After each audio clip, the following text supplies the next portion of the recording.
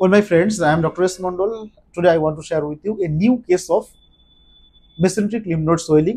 হুগলির ত্রিবেণী থেকে এসছে, অনেক দূর থেকে এসছেন ওনারা, একটা মেসেন্ট্রিক লিম্ফ নোড সোয়েলিং এর একটা কেস।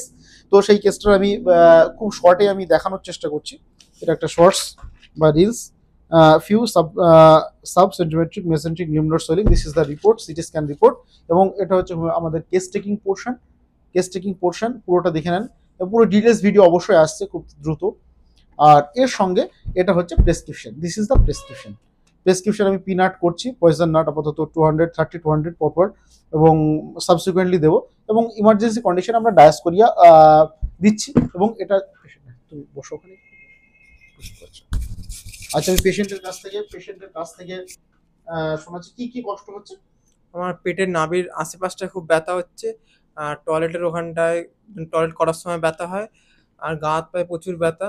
এই ব্যথাটা বিগত 7-8 মাস ধরে আছে, মাঝে মাঝে কম হয়, মাঝে মাঝে বেড়ে যায়। আর ঠান্ডা জ্বরের এসব ব্যথা আছে।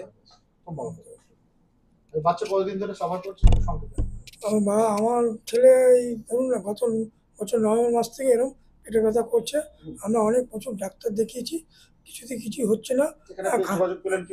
এবারে আমি একটা ভিডিও দেখলাম মোবাইলে, দেখলাম এই ডাক্তারের মোটামুটি একটা ভিডিও দেখে অনেক কিছু জানতে হলো।